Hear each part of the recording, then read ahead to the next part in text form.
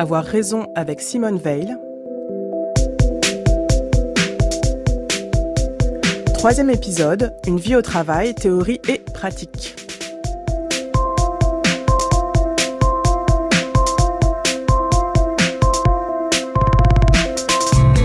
À écouter les récits des femmes de ménage de l'hôtel Ibis des Batignolles ou des livreurs à vélo, une même chose frappe, la référence constante à la cadence imposée qui rend le travail proprement intenable.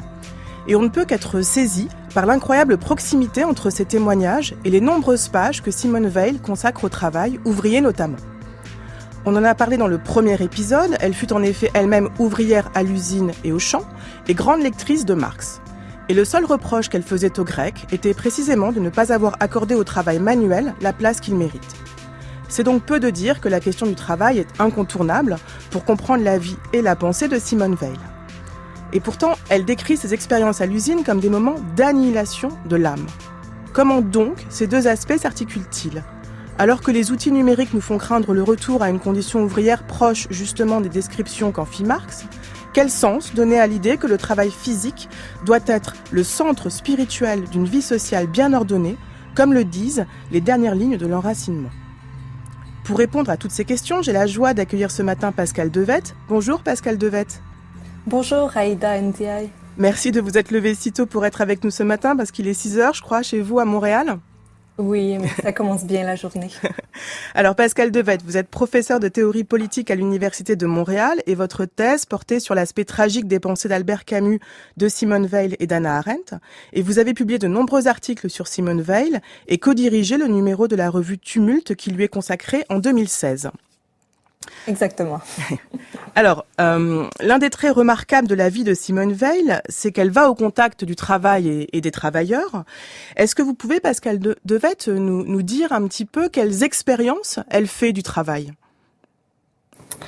Oui, en fait, la question du travail préoccupe déjà la Simone Veil étudiante. Et à 25 ans, elle écrit ce qu'elle considère comme son grand œuvre, Réflexion sur les causes de la liberté et de l'oppression sociale, dans lequel elle parle de la démesure du travail ouvrier. Mais donc, à l'âge de 25 ans, elle constate déjà qu'elle a été au plus loin de ce qu'elle pouvait du point de vue de la théorie et qu'il fallait désormais aller sur le terrain. Donc, elle cherchait un contact avec le monde ouvrier. Et donc, ces expériences de travail vont se déployer sur un peu moins d'une année. Elle va commencer à travailler comme ouvrière sur presse à la société Ashton en décembre 1934. Mais elle va aussi travailler aux forges de Carnot et chez Renault. Donc, des expériences qui vont être entrecoupées aussi de mise à pied. Donc, elle va faire l'expérience du chômage et des arrêts maladie. Elle a une santé très fragile. Et donc, l'expérience du travail va cesser définitivement en août 1935. Donc, l'expérience concrète de l'usine est très brève, un peu moins d'une année. Oui, en effet, c'est très bref. Elle a aussi des expériences de travail agricole, je crois, aussi très, très rapides. Oui, exactement. Vers la fin de sa courte vie, elle va travailler quelques mois au champ. Et donc, elle va chercher à s'exposer au travail en usine et au travail agricole pour être capable de sortir finalement d'une vue simplement théorique sur la question du travail, mais d'explorer à travers l'expérience l'aspect existentiel du travail. Qu'est-ce que le travail donne à comprendre de la perception, de notre manière de concevoir le monde et d'y agir. Donc, pour elle, le travail a une dimension empirique et politique dont elle veut faire l'expérience, mais aussi une dimension anthropologique existentielle. Alors, effectivement, ces expériences, elle en fait le récit. On a de nombreux textes, ses cahiers notamment. Et le récit qu'elle en fait, c'est un récit qui parle de réduction en esclavage. Elle dit qu'elle est vidée de sa substance vitale. Elle parle de la docilité de bête de somme résignée. Donc, globalement, qu'est-ce qu'elle tire du point de vue précisément théorique de toutes ces mois qu'elle passe à l'usine et au champ ? En fait, je pense que déjà il faut mentionner que certains ont un peu ri de son passage très court en usine en disant qu'elle pouvait peut-être pas rendre toute la substance de l'expérience des ouvriers, ce dont je pense elle était consciente, mais elle en a fait une expérience tellement en état d'hyper-réceptivité. Et donc, ce qu'elle a voulu faire au contact de l'usine, du travail ouvrier, c'est de connaître le malheur. Elle a voulu s'exposer au malheur, partager la vie quotidienne de ceux et celles qui ne comptent pas ou qui comptent pratiquement pas. Donc, si on peut sortir théoriquement de son expérience, c'est d'abord... son journal d'usine, c'est une accumulation d'éléments quasi ethnographiques. Et donc, c'est quand même très rare à l'époque, une femme qui va faire de l'ethnographie comme ça. Elle rend compte de la manière dont les ouvriers, les ouvrières passent leur journée, comment est-ce que les activités se déroulent. Elle décrit les comportements, l'effet du temps aussi sur les individualités, la réaction des collègues à la sonnerie de la fin de chiffre. Mais aussi, et je pense que c'est l'élément peut-être théorique théorique et existentiel le plus important du journal, Veil partage des impressions vécues au sens fort du terme. Donc les effets de la fatigue, de la peur, de l'écœurement, la honte. Qu'est-ce que l'humiliation aussi fait à une personne? Les effets du stress de ne pas dormir assez ou de ne pas aller assez vite, ou la peur de ne pas être rentable, ou tout simplement de ne pas se sentir assez forte pour survivre à des journées qui lui paraissent sans fin. Donc, ce qui est très, très fort en lisant son journal d'usine, c'est qu'en fait, on est témoin en quelque sorte de qu'est-ce que ça veut dire devenir précaire, mais précaire jusqu'au fond de son être. Et alors donc justement, comme vous l'avez dit, le terme qui synthétise toutes ces dimensions de ce qu'elle vit, c'est ce terme de malheur qui est très important dans la pensée weilienne. Qu'est-ce qu'elle entend par malheur, Pascale Devette? Bon, c'est un terme très vaste chez elle. Mais en fait, le malheur, c'est un état particulièrement souffrant qui renvoie à la perte ou à la peur de la perte des relations et des contacts. Donc le malheur, c'est l'expérience de la destruction des conditions qui permettent d'être humain. Et jusqu'à la perte de la capacité à communiquer et à être compris. Donc le malheur enferme dans le silence. Chaque condition malheureuse, dit Veil, va créer des zones de silence où les êtres humains se trouvent enfermés comme dans une île. Donc le malheur, au fond, c'est d'être déraciné, mais tant au niveau social, politique, psychologique que physique.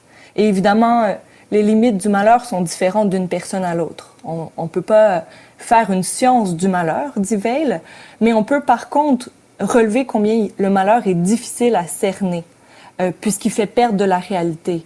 Donc, c'est difficile de partager avec autrui son malheur. On est comme enfermé. Le malheur coupe des autres, mais aussi de soi. Et à plusieurs endroits, Veil va mentionner combien la pensée cherche à fuir le malheur. C'est très rare et difficile, donc, que les malheureux soient vus et entendus. Oui, d'où l'importance de l'expérimenter pour le comprendre. Vous avez parlé aussi, Pascale Devette, de cette idée que dans le malheur, il y a une forme de déracinement, et on en a parlé dans l'épisode d'hier avec Cécile Renoir, puisque quand Simone Veil parle du déracinement et le décrit, c'est essentiellement le travail et la condition des travailleurs ouvriers et paysans qui illustre le déracinement. Alors, en quoi est-ce que, justement, la condition ouvrière telle qu'elle la vit et celle de son époque est une forme de déracinement? Sur plusieurs points, en fait, c'est que le travail a la potentialité, un travail non servile a la potentialité d'actualiser ce que l'humain peut de plus précieux dans sa possibilité perceptive. Donc, c'est soit la capacité de porter attention. Ce que Veil voit dans l'usine, en fait, c'est tous les effets du machinisme. Le machinisme n'est pas à la mesure de l'humain, c'est un effet démesuré de la technique qui ne respecte pas les limites du corps ou de la pensée. Donc, il y a plusieurs éléments. Veil va mentionner la monotonie, la cadence rapide, continue, les risques de blessures. l'impossibilité de s'accomplir dans son travail, donc la grande difficulté à cerner ce qu'on fait, les effets de son action dans la réalisation du projet du travail, mais aussi le sentiment de précarité, l'insécurité d'emploi, l'obsession des sous, la peur, l'épuisement, tout ça contribue à briser les contacts avec soi-même et avec les autres. Donc on parle peu de sa souffrance.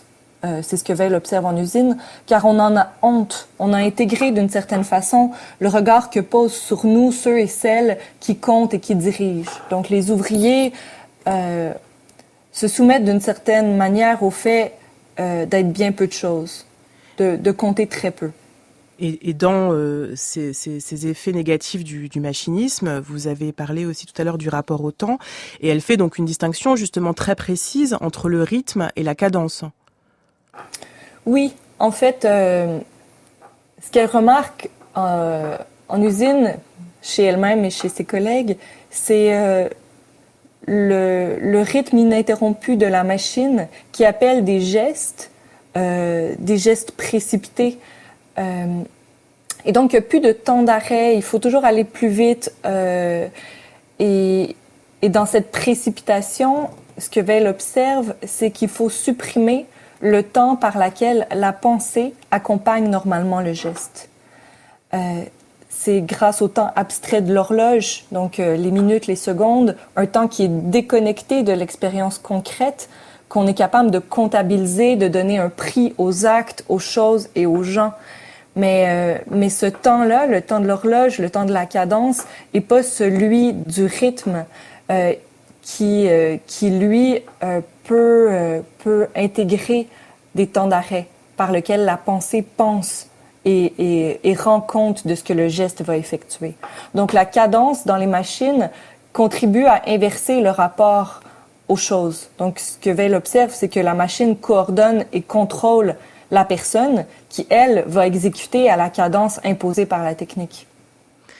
Et dans ces analyses, alors, qu'est-ce qu'elle apporte à la pensée de Marx, en fait? Parce que du coup, ces effets du travail ouvrier, ces effets aussi du machinisme ont déjà été pas mal décrits par Marx. Qu'est-ce que ça apporte, en fait, ces analyses à ce qu'aura déjà dit Marx? En fait, elle a beaucoup d'admiration pour Marx, dont elle reprend le matérialisme. Et en fait, tout simplement, pour elle, Marx trahit sa méthode. Il confond d'une certaine manière son désir de justice sociale et la réalité des forces politiques. Parce que sinon, selon Weil, comment est-ce qu'on pourrait être cohérent avec sa propre méthode et penser que de l'oppression va ressurgir la révolution et la liberté? Au contraire, pour elle, des conditions oppressives peuvent parfois susciter des révoltes, mais la plupart du temps, elles appellent surtout la soumission.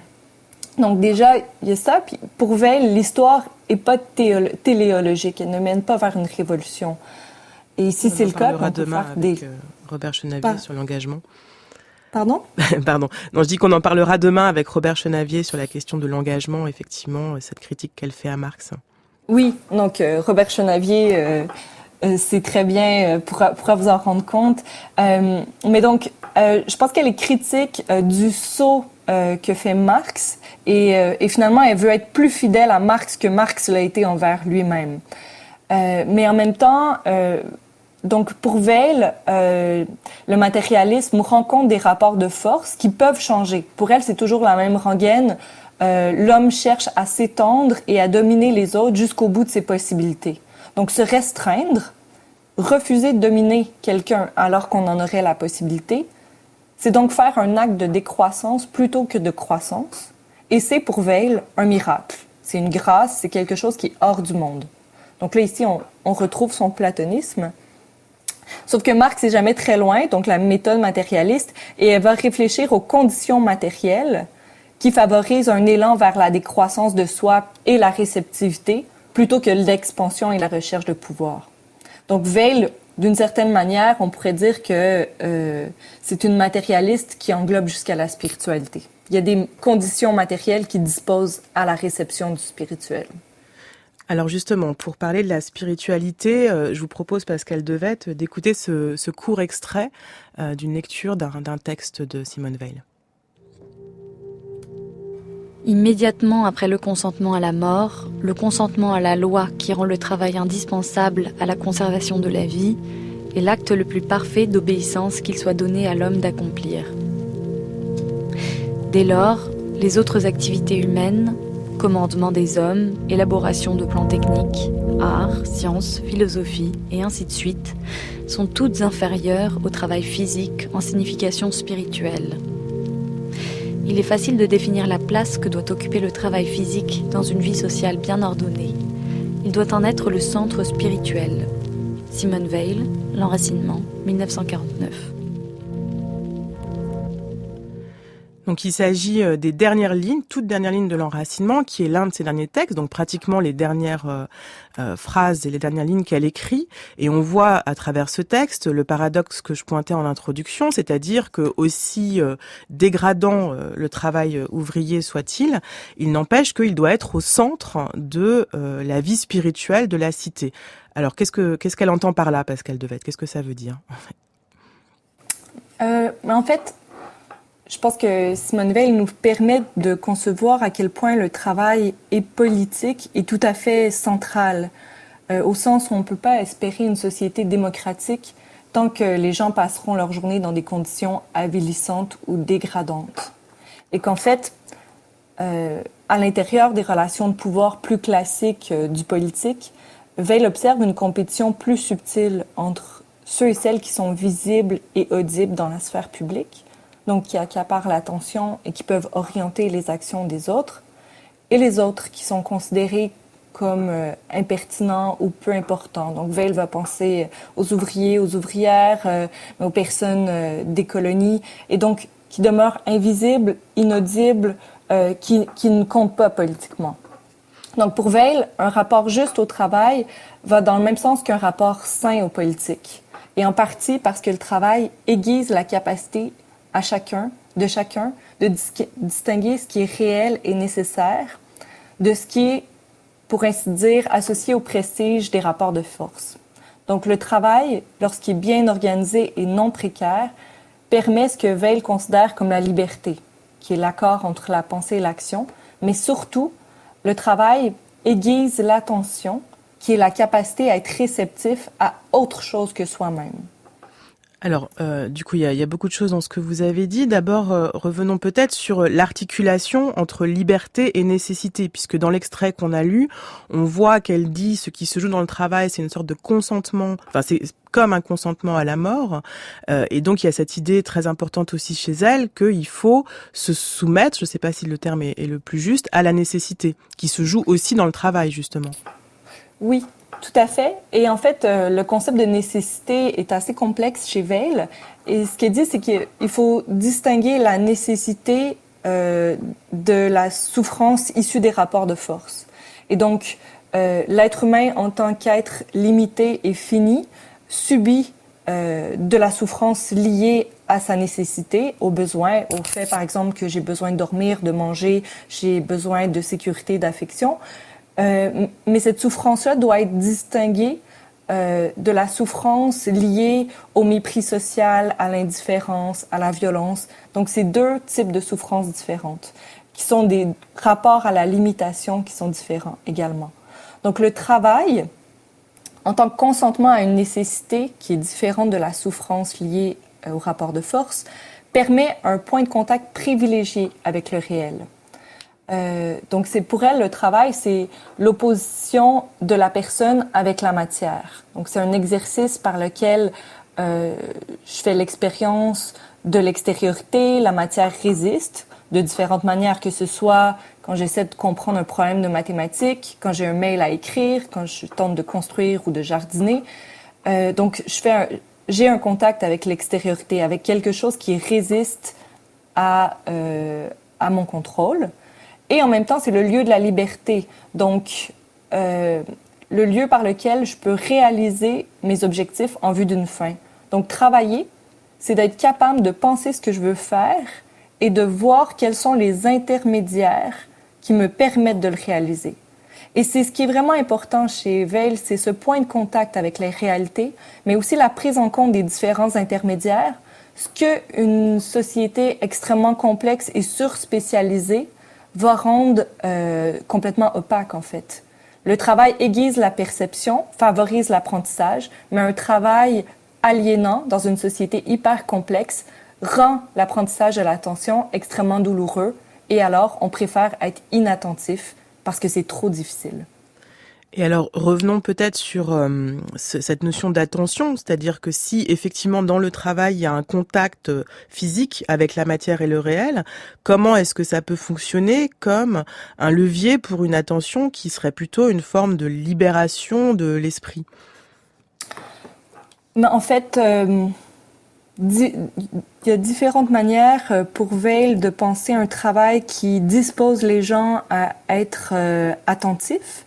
D'abord, il faut, par exemple, une science des machines. Donc, en partant, les machines ne peuvent pas disposer de la personne. C'est la personne qui doit être capable de cerner comment la machine fonctionne.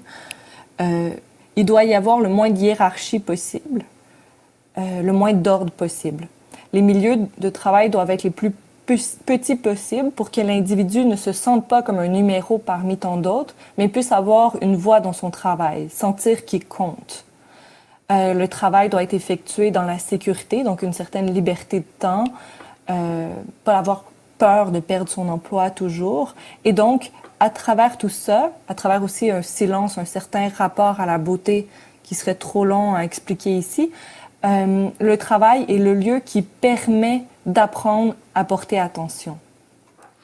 Et alors, comment ça s'articule ces aspects du travail avec la question des loisirs? Parce que on peut voir aussi peut-être cette dimension platonicienne de sa pensée dans la critique qu'elle fait des loisirs comme une sorte de fuite du travailleur aliéné dans l'imaginaire et l'illusion. Est-ce qu'on peut dire ça comme ça, Pascal Devette? Oui, tout à fait, parce qu'en fait, donc pour rapidement dire, l'attention dans le travail, et je vais venir rapidement au loisir, l'attention dans le travail non aliéné permet de sortir de soi pour être réceptif à autre chose que soi. Mais le travail aliéné fait sortir de soi par le bas. Donc, plutôt que d'être réceptif, on compense l'humiliation du travail en donnant aux travailleurs des mobiles à leur action qui ne sont pas choisis. Par exemple, Veil va dire on sort vidé du travail et pourtant on ne laisse aucune marque à l'usine. Rien ne sort de notre travail, on ne comprend pas ce qu'on est en train de créer. Et donc, les mobiles de l'action, du travail qui sont proposés, ça va être par exemple les salaires. Et en ce sens-là, les loisirs sont une manière de compenser la perte de sa propre dignité. Donc, on cherche finalement à oublier et à anesthésier sa propre souffrance grâce au loisir. Oui, et d'ailleurs, dans ces mobiles un peu illusoires comme le salaire, elle critique beaucoup, enfin, ou en tout cas, elle a des mots assez durs sur les syndicats, en fait, et justement les négociations qui peuvent être faites sur les salaires qui constituent une forme d'illusion.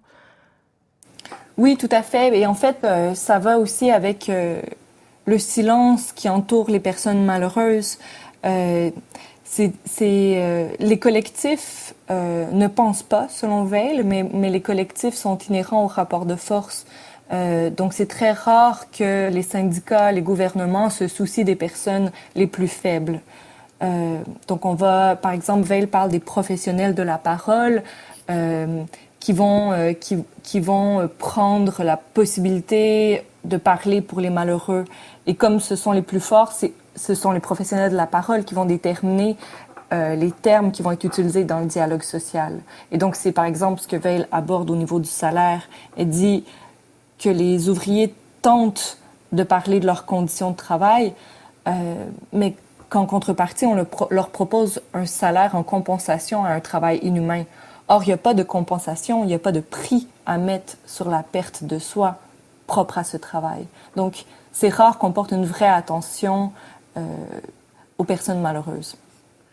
Et alors, À partir de ces analyses, Pascal Devette, comment est-ce qu'on peut redonner une dignité au travail dans la société qui est la nôtre, puisque cette question n'a jamais quand même été autant d'actualité. Vous avez travaillé, je crois, sur les sans-terre au Brésil. J'évoquais en introduction les livreurs. On peut penser aussi à toutes les professions du soin qui ont été mises en lumière dans la crise sanitaire. Comment est-ce qu'on peut s'appuyer sur la pensée de Simone Veil pour essayer de réfléchir à ce qui redonnerait donc une dignité au travail et aux travailleurs? Je pense qu'il faudrait réintégrer à l'intérieur de la question politique et de la question du travail l'idée de mesure, en fait, qui est une des mesures propres à la technique, qui fait en sorte que c'est très difficile d'articuler l'attention aux autres. Je pense par exemple aux nouvelles usines du Sud qui par exemple, travaillent sur les techniques. Je pense par exemple aux algorithmes de Facebook.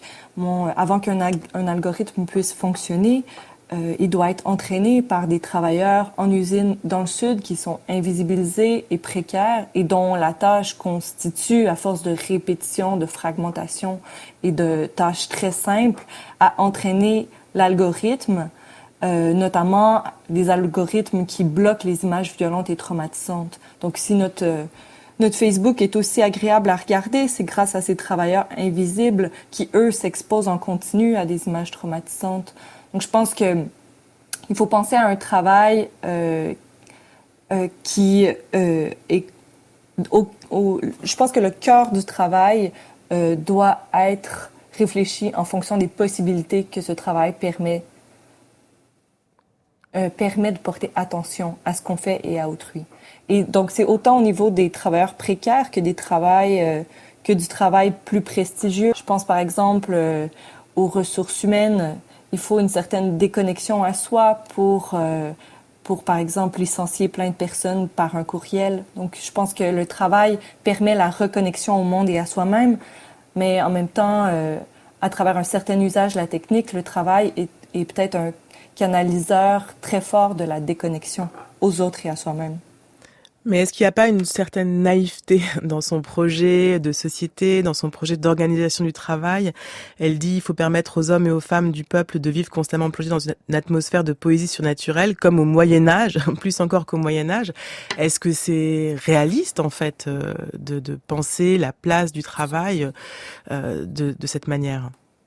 Mais en fait, et malheureusement, on est pris dans le temps, mais votre question est super intéressante, mais ça l'impliquerait en fait de parler